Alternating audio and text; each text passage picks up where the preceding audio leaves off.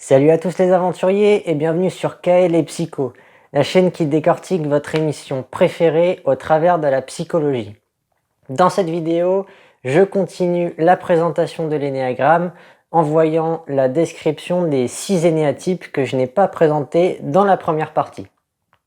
Si vous avez raté la première partie, n'hésitez pas à aller la regarder et à revenir ensuite dans cette vidéo.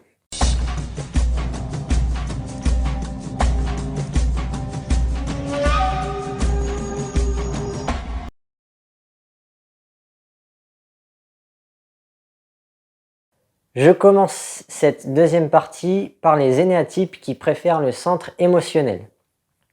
L'énéatype 2, un énéatype qui préfère le centre émotionnel dirigé vers l'extérieur. Donc c'est quelqu'un qui est focalisé sur les autres.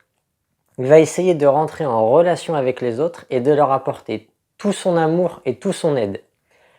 Il va même carrément essayer d'éviter de reconnaître ses propres besoins pour ne penser que aux autres. La problématique du centre émotionnel préféré, c'est une problématique liée à l'identité et aux soucis d'image. Le 2, il va trouver son identité dans le fait que c'est une personne qui aide les autres. On va tout de suite voir les forces et les faiblesses de l'énéatype 2 dans Koh Lanta. Donc dans les forces, ça paraît évident, d'après ce que je viens de dire, c'est tout ce qui va toucher au domaine des relations sociales.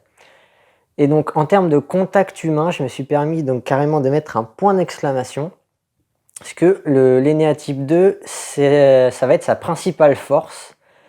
C'est quelqu'un qui va être très à l'aise au niveau des relations sociales et qui dispose même en fait je pense du meilleur relationnel de tous les énéatypes. Ça va être vraiment sa principale force. Il va être serviable et empathique et voilà, très chaleureux. C'est quelqu'un qui va facilement s'intégrer dans un groupe et voilà, va facilement se faire des alliés, se sentir accepté et aimé au sein de son alliance. Donc voilà, ça c'est vraiment un gros point positif, d'autant plus que c'est le point positif qu'il faut avoir dans Koh Lanta, puisque Koh Lanta c'est un jeu avant tout social, hein. On s'élimine entre nous, donc si on se fait bien aimer des autres, on a de grandes chances d'aller au bout du jeu. Pour les points négatifs de l'énéatype 2, le premier c'est que comme il évite de reconnaître ses propres besoins, ça va l'empêcher en fait de vouloir à tout prix être l'ultime survivant.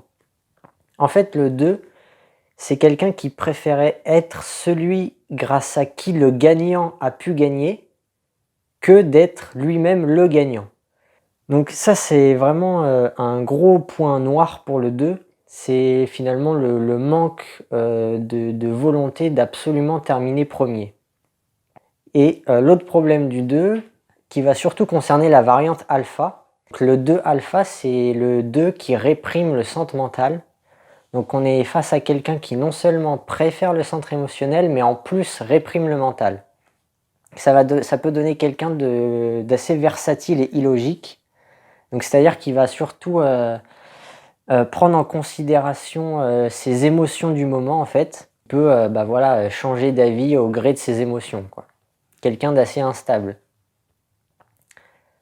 Et pour illustrer ça, j'ai choisi Amel et Martin. Amel, si elle a pu remporter sa saison, la saison 2, c'est bien grâce à son social, hein. Elle n'avait pas vraiment d'autres atouts dans sa manche. En survie, elle n'était pas douée. Sportivement, elle n'était pas vraiment douée non plus. Elle a surtout capitalisé sur son social, sur les relations qu'elle a su tisser avec les autres.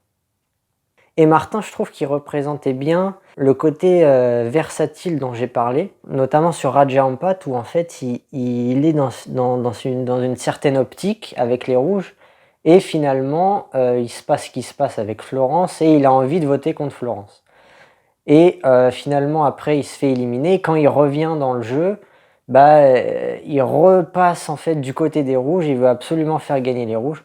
Donc en fait il a changé d'avis plusieurs fois en cours de route, et voilà, ça marque un peu ce côté versatile que peut avoir un énéatype 2. Mais en tout cas, dans les deux cas, ce qu'on voit surtout, c'est que le 2 est quelqu'un qui est vraiment très doué au niveau des relations humaines, hein. Que ce soit Amel ou Martin, ils étaient tous les deux très appréciés des autres.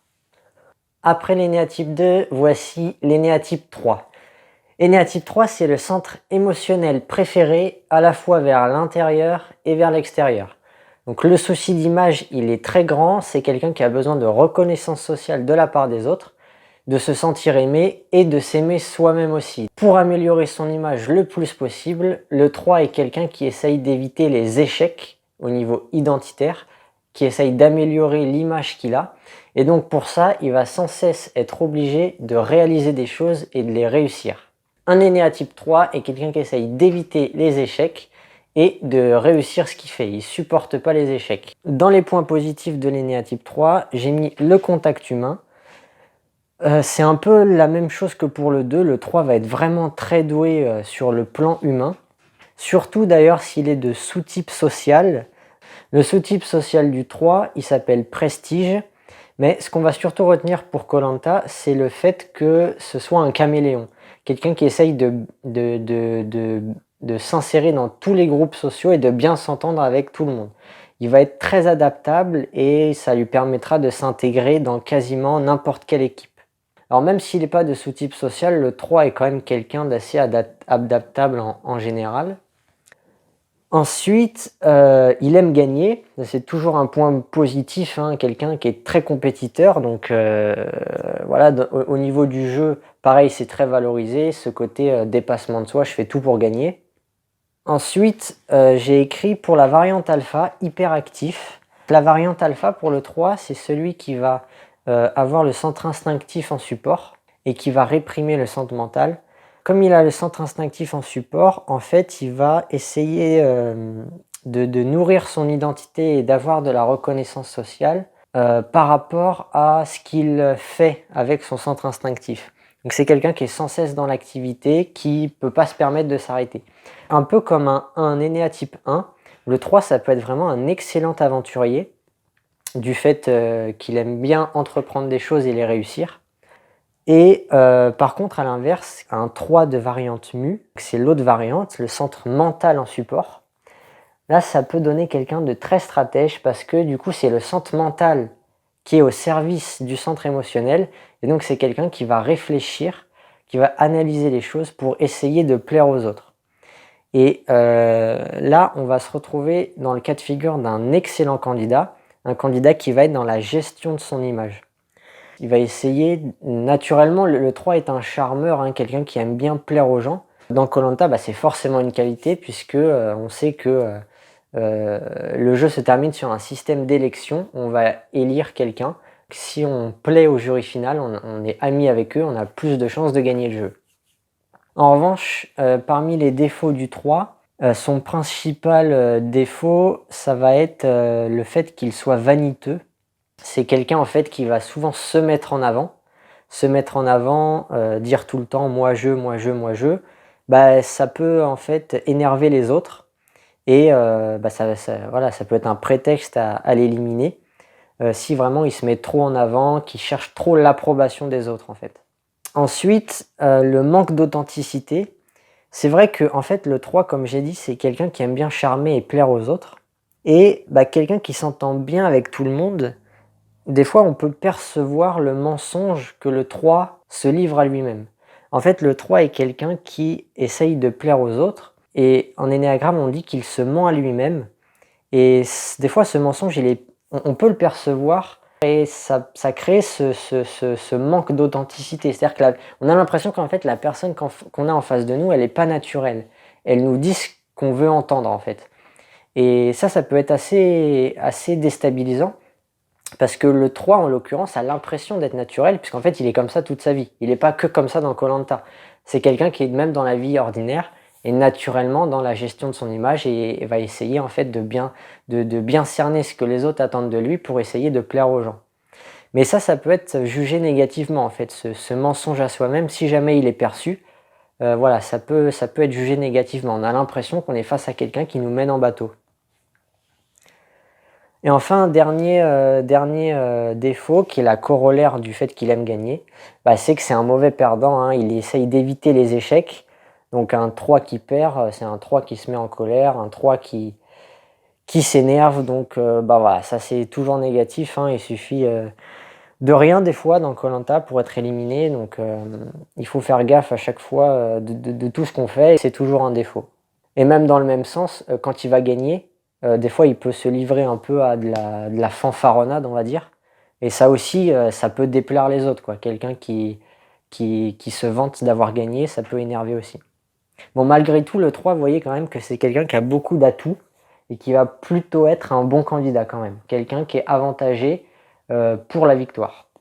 Pour illustrer les néatypes 3, j'ai choisi Tony et Philippe de koh Vietnam, la saison 10.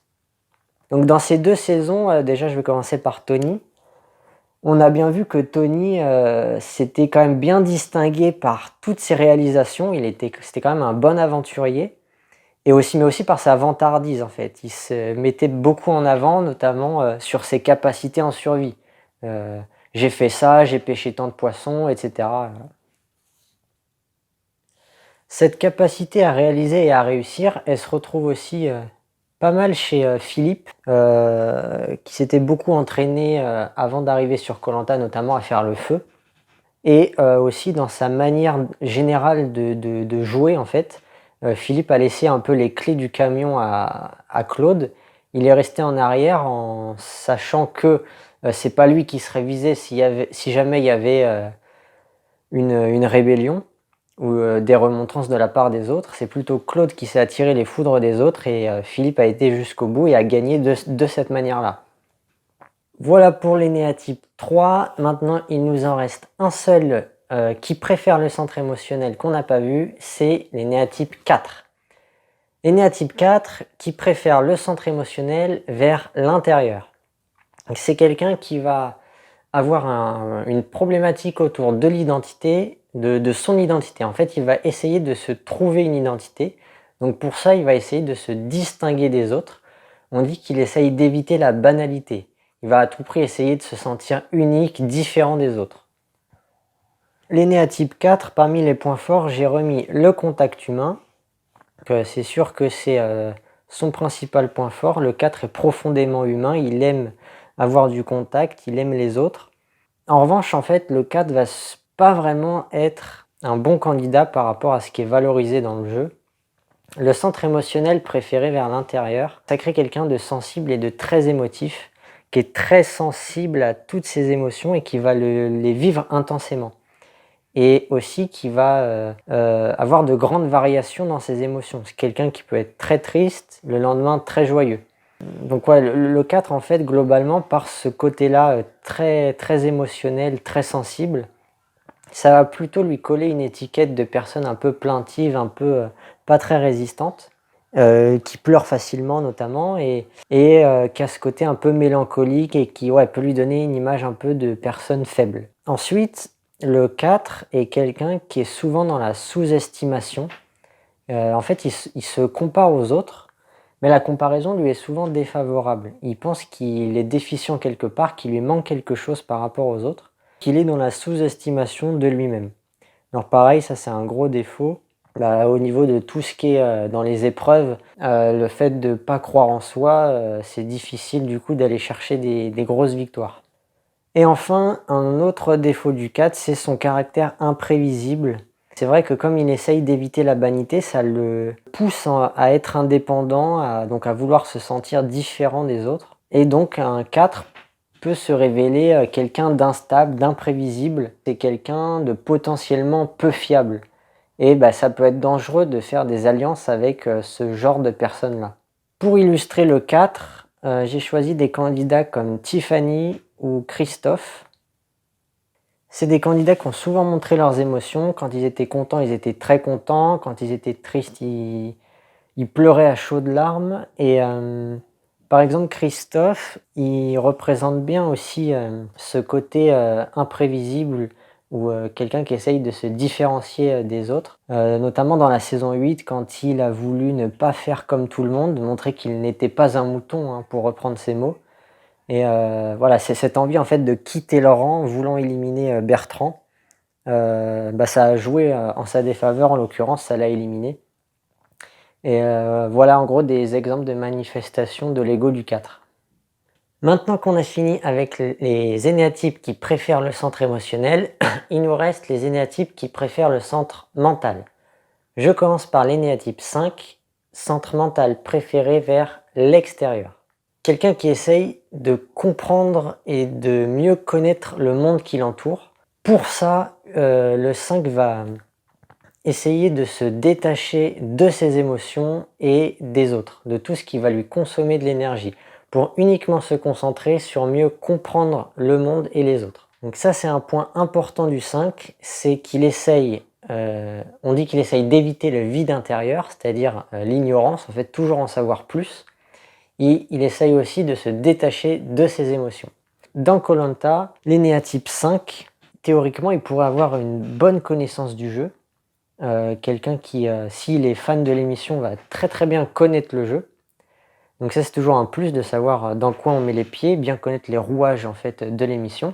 Il peut avoir une très bonne capacité d'analyse aussi, puisqu'il a le centre mental préféré vers l'extérieur. Et aussi le fait d'être détaché de ses émotions, ça peut être aussi un gros plus, puisque au moment où il faudra être concentré sur certaines épreuves, voilà, ça peut être un gros plus de ne pas trop prendre en compte l'affect, et de temps en temps faire des choix logiques, ça peut aider aussi pour la suite de l'aventure. En revanche, le gros défaut du 5, et je me suis permis encore de mettre un point d'exclamation, c'est le manque de sociabilité. Le 5, c'est vraiment celui qui aura le plus de mal sur le plan humain. Il connaît très peu ses émotions et il est avare de lui-même. C'est-à-dire qu'il n'est pas disponible pour les autres. En fait, il va s'exclure un peu tout seul.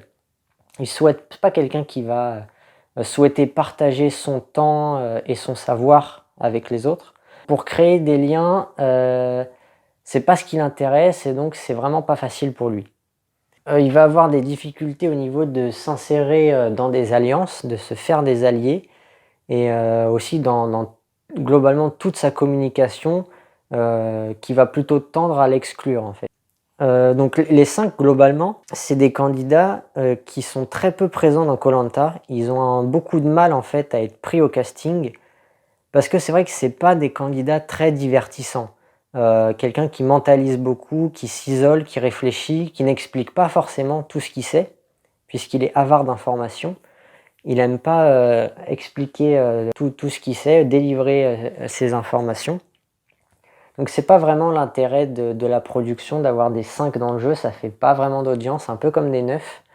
Mais en plus, voilà, il n'y a pas grand chose à montrer, et quelqu'un qui vit beaucoup dans sa tête, qui aime beaucoup voilà, mentaliser, théoriser, réfléchir, etc. Un exemple de 5, c'est Thierry, le magnétiseur de la saison 12. Beaucoup d'analyse et de recherche de solutions stratégiques pour s'en sortir, mais il lui manquait cette capacité à se faire aimer par les membres de l'alliance adverse. Même si par ailleurs, son social était pas si mauvais que ça pour un 5, ça s'explique par la variante alpha, qui est la bonne variante, entre guillemets, pour koh j'entends bien. Ça veut dire qu'il avait le centre émotionnel en support. Ça vient déjà un peu adoucir le problème social et relationnel que peut vivre un 5. Mais théoriquement, la majorité des 5, ce seraient des personnes qui, dans l'idée, seraient de bons stratèges, mais avec du mal dans la réalisation, à cause de maladresse sociale. Après le 5, on passe à l'énéatype 6, énéatype qui préfère le centre mental à la fois vers l'intérieur et vers l'extérieur. Le 6, c'est quelqu'un qui a peur de tout. C'est un peureux, et pour gérer sa peur, il va vouloir s'insérer dans ce qu'on appelle un groupe. Un groupe, c'est pas forcément des êtres humains, c'est souvent le cas, mais ça peut aussi être quelque chose d'abstrait, comme par exemple une idée, un concept, ça peut être une famille politique, une religion, ça peut être plein de choses en fait. Le 6 peut même avoir plusieurs groupes, même en général il en a plusieurs. Très souvent parmi ces groupes il y a la famille, parce que c'est le premier groupe dans lequel on est naturellement, au début de sa vie. Et voilà, donc le 6 a besoin de se rattacher à un groupe auquel il va essayer d'être loyal, et il va trouver sa sécurité et gérer sa peur en étant loyal envers ses groupes.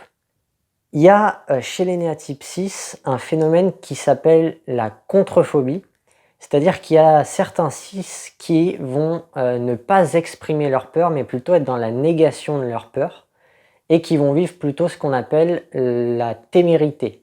C'est-à-dire que c'est quelqu'un qui va avoir peur de la peur. Donc, on va beaucoup plus avoir une image de quelqu'un qui est affirmatif, qui va y aller, qui va ressembler un peu à un 8. Mais voilà, donc il y a deux styles en fait d'énéatype 6. Il y a les styles classiques, phobiques, et il y en a qui sont dans un style beaucoup plus contrephobique, qui vont plutôt être téméraires que peureux. Les points positifs de l'énéatype 6, c'est qu'il s'insère facilement dans un groupe. D'ailleurs, le sous-type social du 6 s'appelle devoir. C'est lié à son orientation de loyauté. C'est quelqu'un qui va essayer de tenir son rang dans une alliance, qui va être loyal envers son groupe, qui va faire son devoir. Alors ça en fait, c'est aussi une caractéristique qui peut être en sa défaveur. C'est pour ça que dans les côtés négatifs, j'ai mis trop loyal. C'est vrai que rester fidèle à un groupe, bah, ça peut être négatif à un moment. On peut avoir du mal à trahir son groupe, même si en fait, ça peut être plus bénéfique pour nous de changer d'alliance à certains moments du jeu. Ensuite, pour les points positifs, j'ai mis méfiant. C'est vrai que le centre mental préféré, ça crée quelqu'un de vigilant. Le 6 est d'un naturel très vigilant, il va douter des autres, il va vivre dans la suspicion, imaginer des manigances facilement en fait. Donc c'est plutôt une qualité quand même d'être méfiant dans Koh Lanta, mais ça peut vite aussi devenir un défaut. Et donc c'est pour ça, encore une fois, dans le négatif, j'ai mis paranoïa, qui est en fait le défaut si jamais la méfiance est trop prononcée.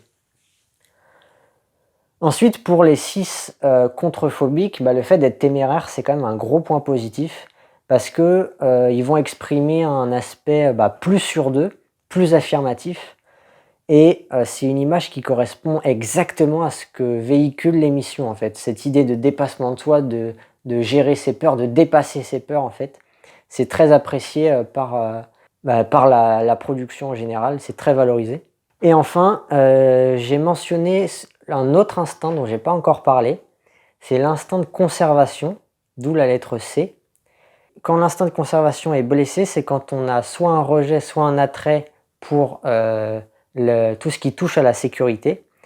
Et donc quand on mélange cet attrait pour la sécurité ou le rejet avec l'ego, on crée le sous-type conservation. Et en l'occurrence, le sous-type conservation du 6 s'appelle cordialité. Donc ça va considérablement améliorer son social. En fait, le 6 va essayer d'entretenir des bonnes relations avec les autres de manière à créer un sentiment de sécurité avec eux. Il va gérer sa peur en fait en augmentant ses connaissances sur les autres, en accumulant des informations sur les autres, parce que ça reste un centre mental préféré, le 6. Donc il aime bien savoir des choses, donc accumuler des informations sur les autres, ça le permet de se sentir plus en sécurité.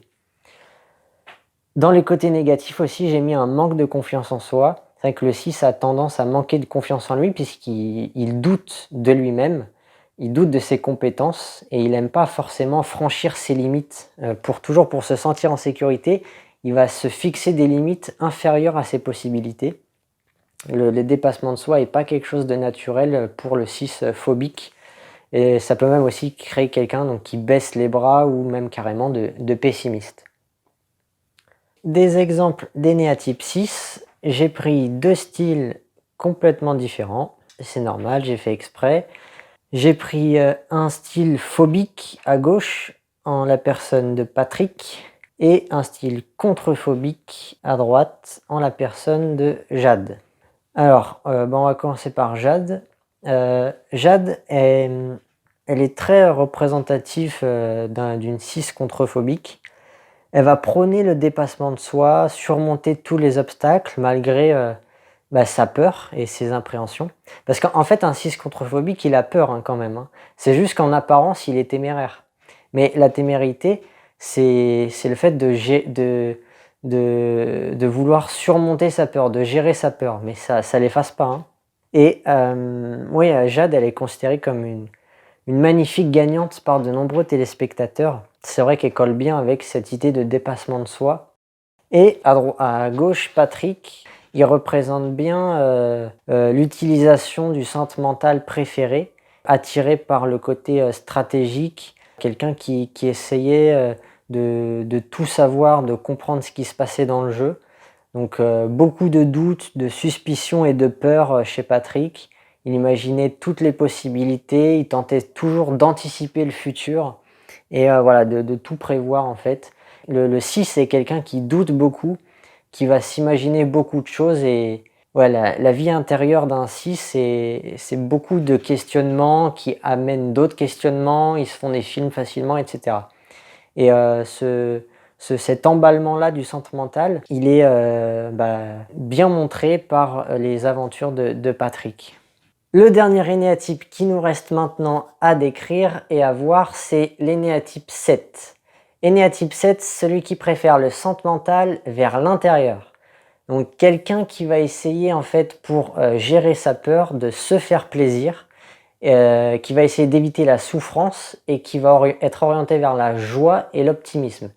Donc quelqu'un qui supportera mal tout ce qui va être frustration, contrainte, etc., qui va penser à lui, à se faire plaisir, à être libre, faire ce qu'il veut quand il veut, le faire abusivement parce que quand il adore quelque chose, il va le faire avec intempérance pour essayer d'être joyeux et de profiter pleinement de la vie avec optimisme et dans le bonheur.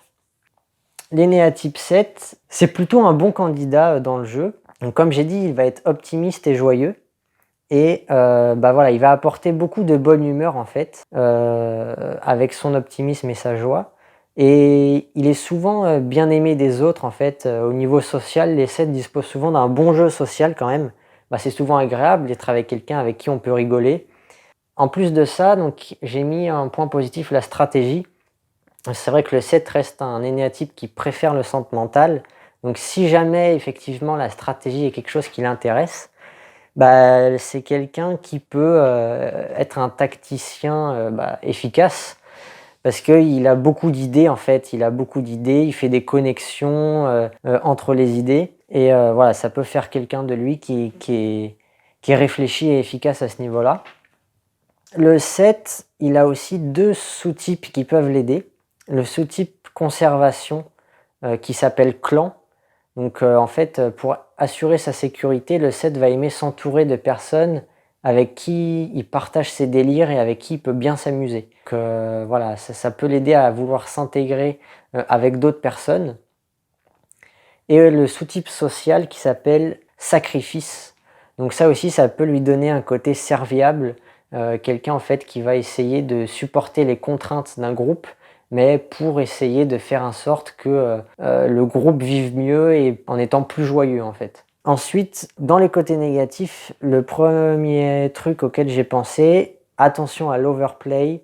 Et oui, le 7 est quelqu'un qui va être intempérant dans ce qu'il aime bien.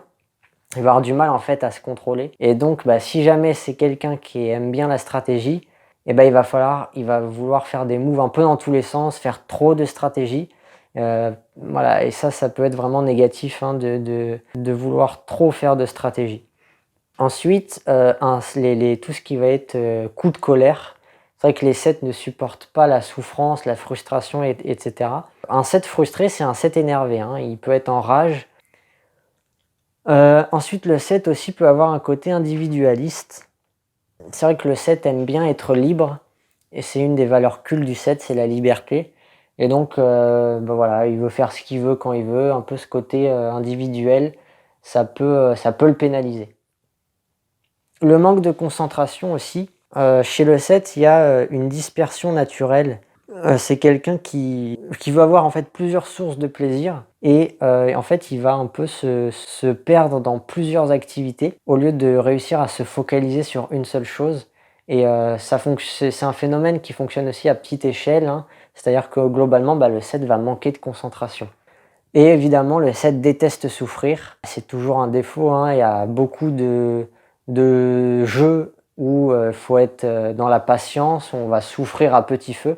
Et donc si un 7 n'aime pas ce genre d'épreuve-là, ça peut être des candidats qui lâchent facilement ou qui vont essayer d'arrêter de souffrir en n'étant pas dans le dépassement de soi.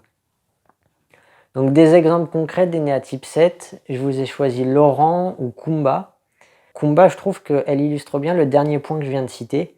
Par exemple, sur les épreuves du paresseux, du choc des héros ou de la revanche des héros, Kumba, elle abandonne au bout de quelques minutes parce qu'en fait, elle déteste l'épreuve et donc elle se dit: «Bah, je vais pas m'emmerder à rester une demi-heure pour perdre, sachant qu'en plus, de toute façon, je vais pas gagner, il y a meilleur que moi, quoi. Donc autant lâcher au début, je vais pas m'emmerder». Donc voilà, elle représente bien ce côté-là mais les 2, Laurent et Kumba représentent bien aussi le 7 qui est joyeux en fait, il apporte de la bonne humeur, il rigole. Alors il y a des coups de colère de temps en temps, on supporte pas, de souffrir, de la frustration, mais c'est quand même des personnes qui disposaient plutôt d'un bon social et qui étaient quand même des bons candidats, hein. Donc voilà, le 7 en règle générale va plutôt être un bon candidat. Maintenant qu'on a vu, tous les énéatypes, je vous fais un petit, récapitulatif des égos qui sont favorisés et défavorisés au sein du jeu. Dans les énéatypes favorisés, on retrouve le 3, le 6, le 7 et le 9. Alors déjà, le premier truc qui est, évident, c'est qu'on retrouve là-dedans les 3 énéatypes qui ont la plus grosse capacité d'adaptation. Donc dans l'énéagramme, on dit que les 3 personnes adaptables, ça va être les 3, les 6 et les 9. Et comme l'adaptation, c'est la qualité principale d'un bon candidat dans koh, c'est normal que ce soit des égos favorisés. Alors, c'est pour des raisons différentes à chaque fois. Le 3, il s'adapte parce qu'il a un souci d'image, il veut plaire aux autres. Le 6, il veut se sentir en sécurité. Le 9, il veut éviter les conflits, il veut pas de problème. Mais n'empêche que dans les 3 cas, le constat, c'est que c'est quelqu'un qui s'adapte et qui, voilà, va réussir en fait à bien s'entendre avec les autres. Et à ça, on ajoute un énéatype 7 qui est aussi souvent assez bon socialement quand même. Malgré, alors il y a des énéatypes 7 qui peuvent être du coup de variante alpha, les 7 alpha, ils vont réprimer le centre émotionnel. Donc on pourrait penser que ça occasionne une faiblesse au niveau du social du coup. Mais c'est vrai qu'en fait, comme le 7 de toute façon est orienté vers la joie et la bonne humeur, ça pose pas vraiment de problème en fait, cette répression du centre émotionnel pour le 7. Donc souvent même les 7 alpha sont des personnes qui sont bonnes socialement et sont du coup même des excellents candidats parce que ils ont le centre mental actif, donc ils peuvent même avoir une bonne vision du jeu et ils ont même le centre instinctif en support, donc ils peuvent être aussi quelqu'un de très actif. Donc ça peut être aussi un bon candidat bien complet. Ensuite, dans les énéatypes défavorisés, on retrouve les 1, les 2, les 4, les 5 et les 8. Les 1 et les 5, c'est les énéatypes les moins doués, on va dire, socialement. Donc c'est assez logique qu'ils soient défavorisés, sachant que le social est ce qu'il y a de plus important finalement dans koh. L'énéatype 2, c'est plus compliqué. On pourrait penser au premier abord que c'est un excellent candidat, justement grâce à son social.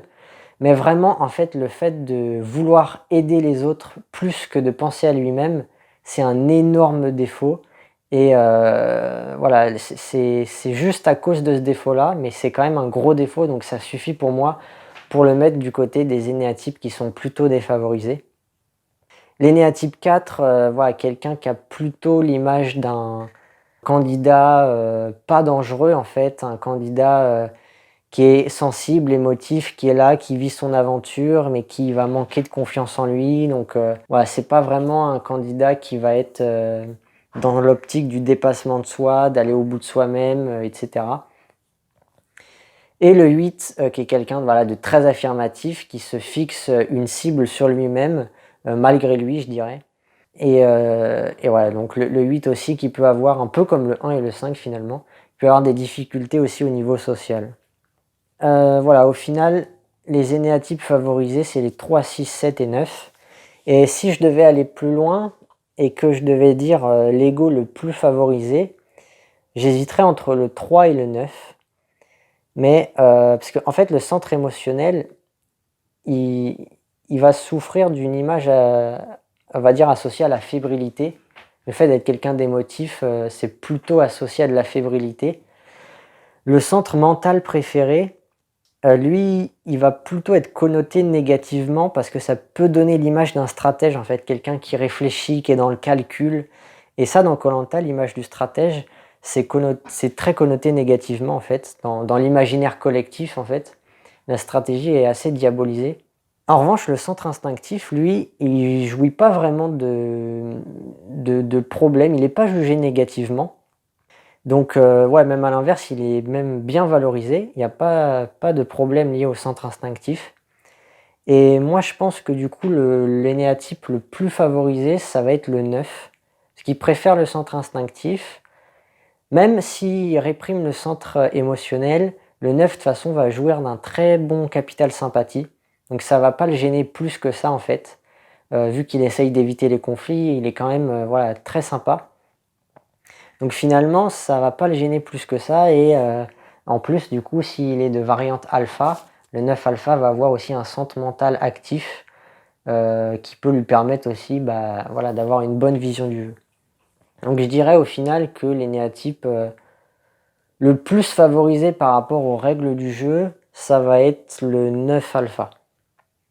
Même si du coup théoriquement c'est le meilleur candidat possible, mais comme je l'avais dit, c'est un profil qui va avoir du mal à être intégré dans le casting. Parce qu'il va pas vraiment faire d'audience. Mais souvent en fait les bons candidats sont des candidats qui font pas d'audience, hein. Il y a une corrélation à ce niveau-là, puisque c'est la discrétion qui va primer en fait. Voilà pour ce tour d'horizon des énéatypes. J'espère que ça vous a plu. Si jamais c'est le cas, laissez-moi un commentaire. Si jamais ça vous a pas plu, laissez-moi un commentaire aussi. Dans tous les cas, donnez-moi votre avis. Je serai très heureux de vous lire. Je vous souhaite une bonne journée et je vous dis à la prochaine. Matane.